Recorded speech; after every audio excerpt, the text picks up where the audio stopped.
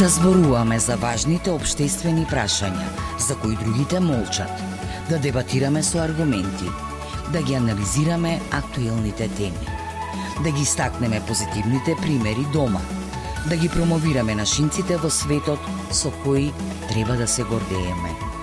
Да си кажеме, со Горан Петрески.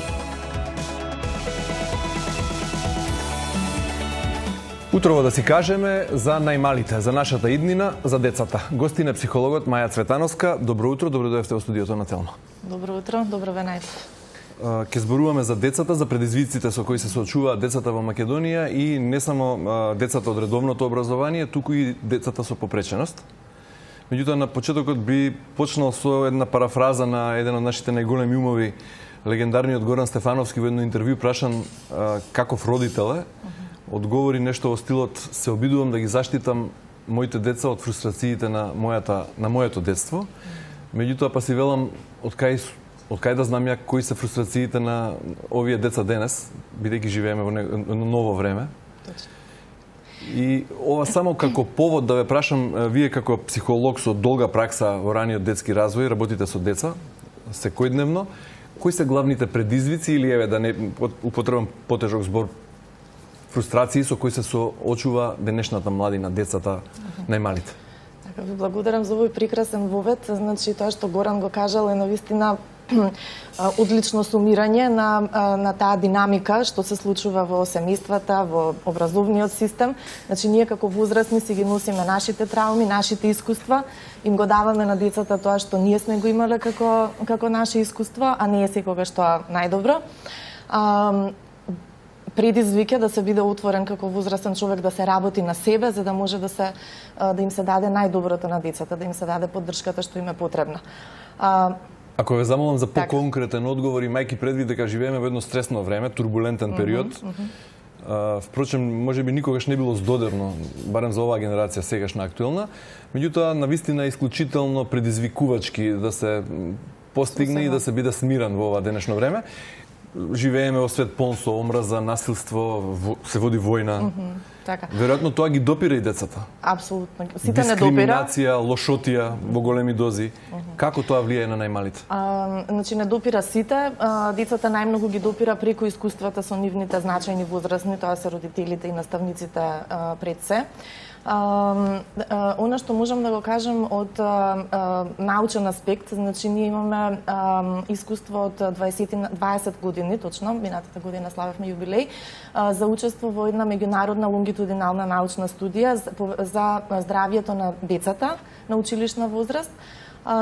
И таа студија ни кажува дека децата во нашата земја се помалку со возраста, како и девојчињата, се повеќе ја губат поддршката од системите во кои што живеат, значи од семејството и од родителите. Тоа се помалку учествуваат во креирањето на својот живот, тоа значи дека не се доволно слушнати, не се прашани како име на нив, што сакаат, што им е важно, не се уважени доволно нивните потреби. Значи, ние имаме голем број на деца кои што го имаат ова како искуство, но има исто така голем број деца, особено децата од ранливите категории, кои што излегуваат некако на маргините на општеството и не се поддржани од целото општество. Кај нив целокупното здравје, особено менталното здравје, е доста загрозено. Пред да преминеме на оваа категорија, како што рековте, ранливи категории деца од тие категории, би сакал уште малку, кога веќе го спомнавте истражувањето, јас неодамна видов едно истражување кое покажа дека се однесуваше на адолесценти, на малце поголема возраст, дека секое трето се соочува со силен степен или силна анксиозност. Така, да. Веројатно и доаѓаат кај вас деца со предизвици. Да, децата кога живеат во несигурна средина, кога немаат поддршка како да ги препознаат своите емоции, како да ги изразат, како да ги искомуницираат, тогаш тоа резултира во или во висок степен на анксиозност, или можеби во некое поинакво однесување кое што не е толку пожелно во средината, така да. Да, и како додаток на тоа истражување имаше податок дека секое трето дете било жртва или сведок на насилство, а секое второ почувствувало на своја кожа или на најблиските одреден степен на дискриминација.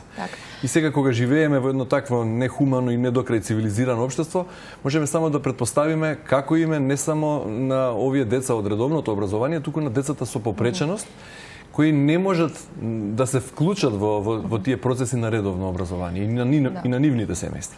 Јас би рекла дека ние живееме во едно, како вие што викате, нехумано општество, базирано силно на патриархални вредности, во кое што различностите не се почитуваат. Се има тенденција да се меинстримираат работите, да се прилагодува светот и живењето на мнозинството, на оние кои што се повеќе слични меѓу себе. И во такви услови децата немаат многу простор да ја изразат својата индивидуалност и да бидат тоа што се. И сега, кога велите редовното образование, значи ние од пред неколку години веќе во нашата земја законски сите деца треба да одат во редовното образование и тој процес е веќе започнат.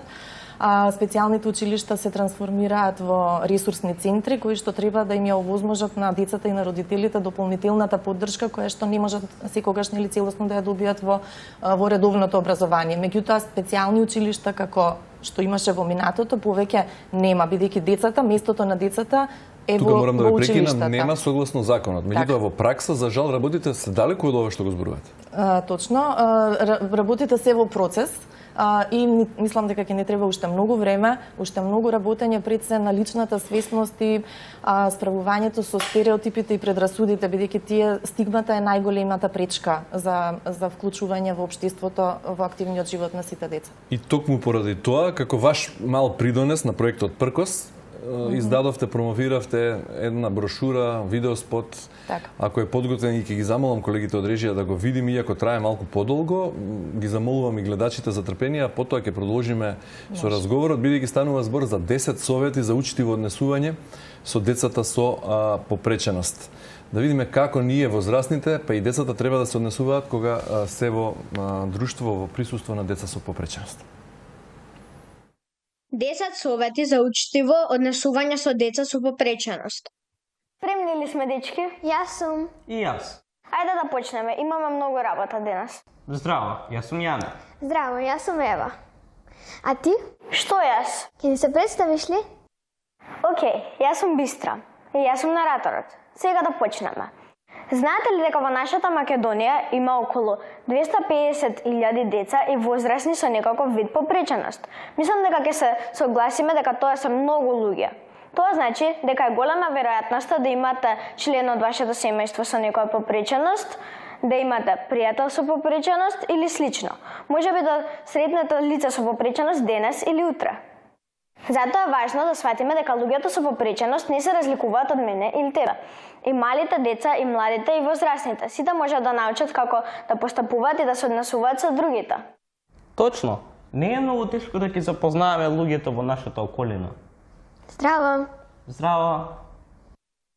Гледате, ништо страшно. Сега да преминеме на советите. Има точно 10 совети за запознавање со лицата со попреченост. Така Ева, подготвивме неколку цртежи за да не ги заборавиме советите. За да биде уште позабавно, ве ставивме и вас во нив. Кој ќе почне прв? Јас, совет број 1. Ако разговарате со некој што користи толкувач на знаковен јазик, разговарате со лицето кое глува, а не со лицето што толкува. На нашата слика Ева ја гледа Сара додека таа ја поставува прашања и продолжува да ја гледа Сара додека Анастасија го толкува одговорот на Сара. Тоа воопшто не е тешко. Јас слушам така. Продолжуваме со број 2. Ако сретнете некого со вештачка рака или може само малку да ги движи рацете, пружите му рака. Ако ви ја подаде левата рака, тоа е сосема прифатливо. На цртежот Јане се среќава со таткото на другарка му која има вештачка рака. Јане не само што се насмевнува на Петар кога го поздравува, туку во исто време гледа директно во него и му подава рака. Петар возвраќа со насмевка и ја пружа левата рака. Десно со лева, лева со лева. Навистина не е важно. Се додека се поврзувам искрено. Може да го кажам третиот совет? Само напред. Совет број 3. Ако сретнете некого што не може добро да види или воопшто не гледа, зборувајте на начин што со сигурност ќе знае со кого зборува кога сте во група луѓе. На оваа слика гледаме група деца во ресторан. Давид е слеп, а Ева го прашува нешто. Таа му се обраќа по име кога го поставува прашањето. Личното обраќање е баш тесно. Видете. Јана, што ќе правиш вечерва? Уште не сум одлучил, не сум сигурен. Јана, кој ти е омилен предмет? Големиот одмор. Совет број 4. Ако сакате да помогнете некому, прво прашајте го. Ако сакате да помогнете, внимателно слушајте ги неговите упатства. Например, на нашата слика го гледаме Јана кој се движи кон вратата со количка. Ева го гледа и прашува дали може да помогне. Јана гледа дека вратата не се отвара автоматски и со задоволство ја прифаќа помошта на Ева. Тогаш Јане и вели на Ева да ја држи вратата отворена од внатре за да има доволно простор да помине низ вратата. Ева го прави токму тоа што го бара Јана. Ајде јас да се обидам. Може ли некако ти помогнам? Не, секако што треба, но сепак ти благодарам што се понуди. Молам во секое време. Дечки, одиме ли понатаму? Јана, мислам дека ти си наред. Супер. Совет број 5. Однесувај се со лицето со попреченост на ист начин како што ќе се однесуваш со сите на иста возраст. На оваа слика Ева го запознава Јана кој користи количка со нејзиниот пријател Горија. Горија го тапка Јана по главата и му се обраќа како на мало дете. Иако се исти по возраст и височина, Јана му одвраќа. Та молам обраќај ми се со Јане и ракувај се со мене. Се чувствувам како мало кутра кога ме тапкаш по главата. Не сакам да ме тапкаат по глава, ниту да ме викаат Марија или Јане, кога веќе не сум мал. Важно е се однесуваме со сите деца на ист начин. Во ред, тогаш да продолжиме. Абе луѓе, до кај стасовме? Та совет број 6. Не виснувајте ниту подпирајте се на нечија количка. Вообичаено, луѓето што користат колички ја сметаат својата количка како личен простор. Луѓето што користат услужни куќиња го чувствуваат истото. Не зајдевајте го нивното куќе без дозвола. Оваа слика прикажува како ќе се чувствувате вие ако некој се подпира на вашиот стол да каручата. Веројатно ќе се чувствувате притиснато и непријатно.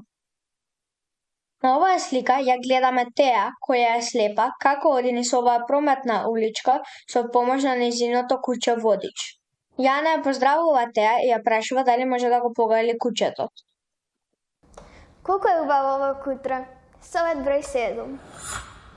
Кога разговарате со некого што не може лесно да зборува, слушајте го многу добро и трпеливо чекајте да ја заврши реченицата. На нашата илустрација ја гледаме Ева како внимателно го слуша Максим и трпеливо чека да заврши. Сепак таа не разбира што сака да каже Максим. Исто така помага да се поставуваат прашања кои му овозможуваат на лицето да даде кус одговор. Например, наместо Ева да го прашува Максим нешто како па кажи ми нешто за себе, Ева поставува вакви прашања. Колку години имаш? Сакаш ли да играш игри? Добра финта. Среќна ли си? Да, а ти добар ли си? Јас сум одличен. Ти како си? Завршивте ли? Не, имам уште 3 совети. Кој е следен? Мислам дека сум јас. Совет број 8. Кога разговарате со некого што користи количка или петерици, обидете се да се наведнете на нивното ниво, за да може подобро да ве видат. На оваа слика Јане не може лесно да се движи без помош на петерици. Денис зборува со Јане веќе некое време и му се смача да гледа толку време накривен нагоре. Тогаш Денис сваќа во што е проблемот и седнува на клупата, така што и тој и Јане можат лесно да се гледаат во очи. Да, ама вака ич не ми е удобно. Сега сваќаш како ми е на мене понекогаш. Сега, кој е наред? Јас сум. Ајде, кога си спремна? Совет број 9. Неколку работи треба да се имаат на ум кога разговарате со некого со пречки во слухот. Проверете дали се фокусирани на тој што им го кажувате. На оваа слика Ева го допира Алекс по рама за да му го привлече вниманието. Можете исто така да мавнете со рака. Гледајте директно во нив и зборувајте јасно, полека и со нормален израз. На овој начин може полесно да разберете дали читаат од усни. Ако лицето чита од усни, потрудете се да ја се изложите на доволно светлина за да може добро да ве види. Не приближувајте во тие моменти раце, храна или други предмети до устата за да може да ве следат. Овде ја гледаме Ева, како му дава знак на пријателот да ја тргне раката од устата, за да може Алекс подобро да го разбере. Не претпоставувајте дека некое лице може добро да ве слушне или дека е способно да определи кој зборува само затоа што носи слушен апарат. И за крај, не викајте кога му се обраќате. Зборувајте со вашиот нормален глас. Например, на оваа слика Ана со нормален тон му ја представува на Матеј својата внука Клара. Матеј забележува апаратче за слушање и вика кога се поздравува, иако за тоа нема потреба. Олабави човече, те молам. Океј, па мислам дека кажавме се што е потребно. Почекај, имам уште еден совет, но не е помалку вреден. Совет број 10. Опусти се, полека. Борете да кажете секојдневни вообичаени изрази како што се гледаме на некој што е слеп или слушнали за новата наставничка на некој што е глув. Дури, ајде да прошетаме на некој што користи количка. Сака ли некој што нешто да каже за крај? Па јас не. Ниту јас, мислам дека се кажавме. Во ред, тогаш поздрав и се гледаме наскоро. Чао! Навистина корисни совети и прекрасна интерпретација на децата од ова видео. Цветановска, каков е одзивот? Има во него многу материјал што за жал ние возрастните не го практикуваме ниту во основниот бонтон, однесување на улица во секојдневието, а не пак со децата со попреченост. Да, затоа особено сакам да ја пофалам работата на ПРКОС Сдруженијето и неговата директорка Ирена Поповска, кои што долги години работат токму на едукација на широката јавност. Значи, имаат изданија повеќе, ова е последното нивно издание, оваа брошура, кои што ги информираат луѓето и за различните видови на попреченост, за различни состојби, хронични болести и така натака, а овдека даваат една многу конкретна, практична алатка за секого, која што ќе им користи на луѓето не само за комуникација со лица со попреченост, туку и воопшто. Значи многу се хумани, конкретни и така. Ирена, како што вика, нема инклузија без интеракција, а овие 10 совети се букварот на човечноста. И јас целосно се согласувам со неа.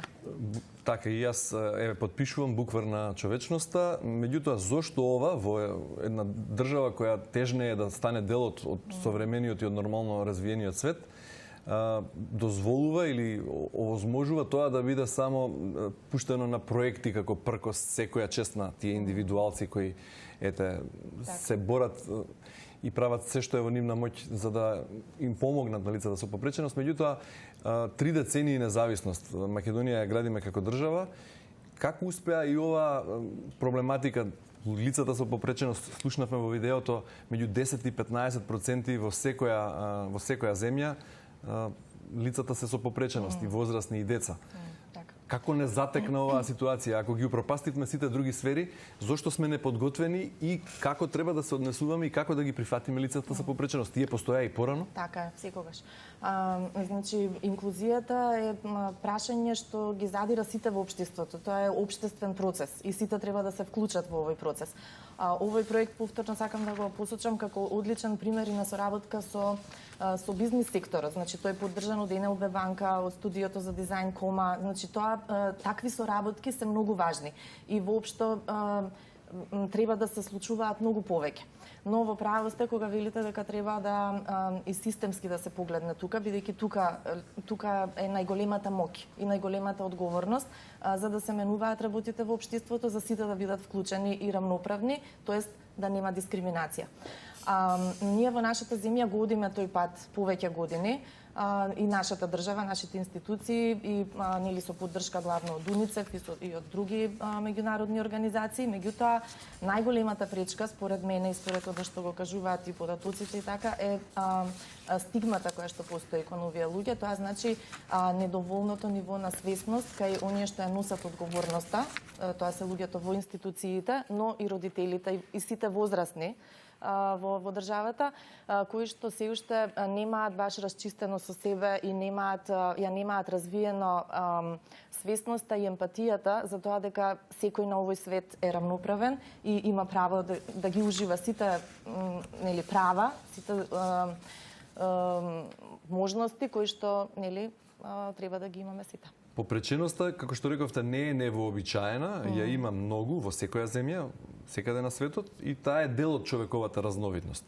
Според проценките на Светската здравствена организација, во наредните години, во наредните децении, бројот на лица со попреченост ќе се зголемува поради лошата здравствена заштита, исхрана, новиот начин на живот, се поголемиот стрес. Но велите вие, главен проблем е стигмата. Може ли таа стигма да се разбие вака со промоција, со кампањи или мора законски и системски да се интервенира? Имајќи предвид дека една анкета ми падна во очи, кога 28% од наставниците и од родителите на децата од основните училишта биле прашани, односно на анкетата 28% од нив одговориле дека не се согласуваа за заедничко учење на децата со посебни потреби со другите ученици. 4% биле строго против, не сакале да слушнат. Да, тоа е скоро третина. Да, мислам тие 28. Скупниот број. Третина од родителите и наставниците не сакаат во нивните оделенија да има деца со попреченост. Да, јас можам да го потврдам тоа и од моето искуство. Системски треба да се работи преку невладиниот сектор, значи треба паралелно да се водат сите процеси. Значи и подигање на свесноста, што значи подигање на свесност, давање информација. А овој материјал е многу добар, бидејќи им помага на луѓето да ја надминат нелагодноста што ја чувствуваат кога ќе се сретнат со некој што е поразличен од повеќето луѓе, да речеме, со кои што нели секојдневно комуницира. А кај нас има, според статистиките, околу 250.000 лица со попреченост. Значи, веројатноста дека имаме... Колку од нив се деца? Или нема таков податок? Не знам точно, да. Не знам. Дали е потребен еден регистар за да се има точен увид?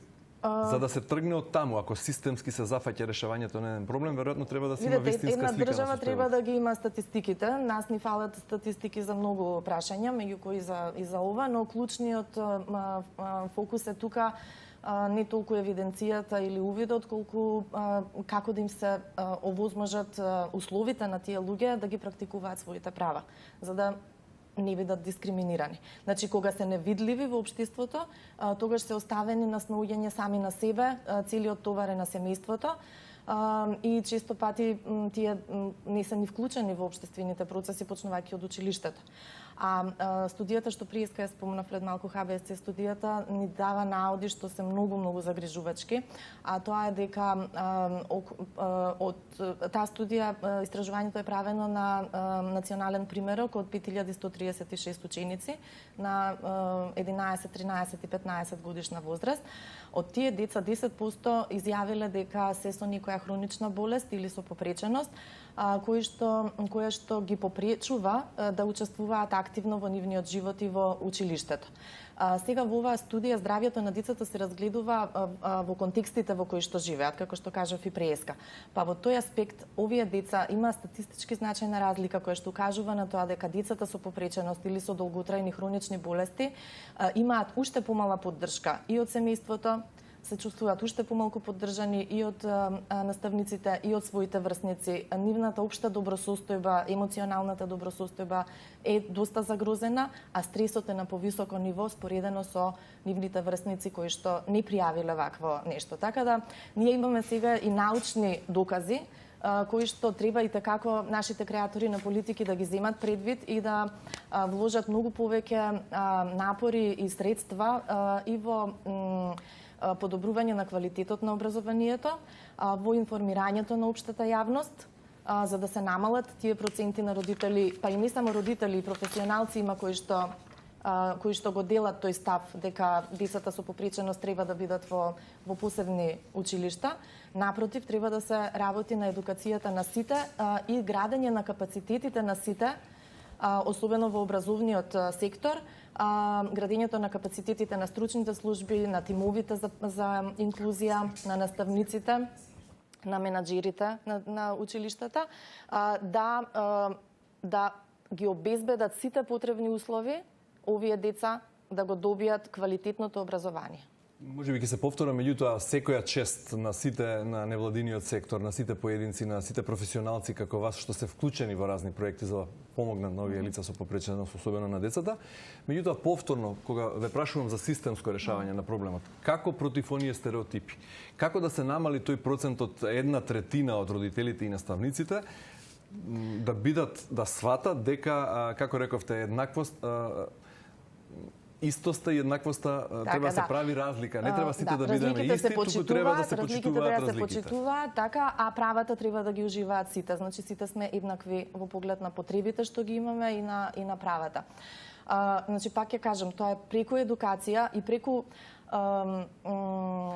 доследно, конзистентно заложување и на институциите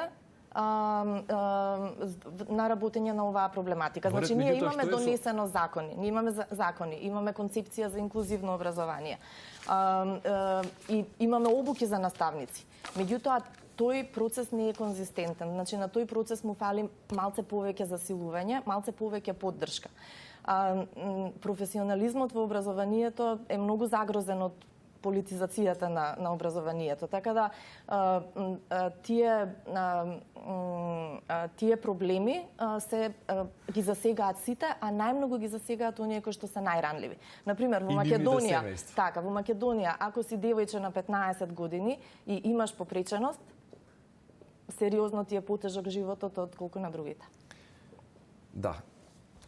Затоа прашувам, освен кампања и влијање врз свеста и емансипација поголема, законите се такви какви што се, може би се доволно европски и модерни и прилагодени како што треба да видат, меѓутоа паѓаме на прашањето на имплементација. Голем број родители, например, на деца со посебни потреби се жалат дека се фрлени на маргините, заборавени од државата. Сведоци бевме на неколку кратни протести од нивна страна. Велат, наместо инклузија ни се случува целосна конфузија. Нови закони, стари закони и тие што треба да ги спроведуваат законите, недоволно ја познаваат проблематиката. Од каде да се почне? Како да им помогнеме веднаш и сега? Секоја чест повторно ќе кажам за овој проект, меѓутоа на децата им е потребен детски додаток. На тие деца им се потребни дефектолози, олеснувачи, лични асистенти.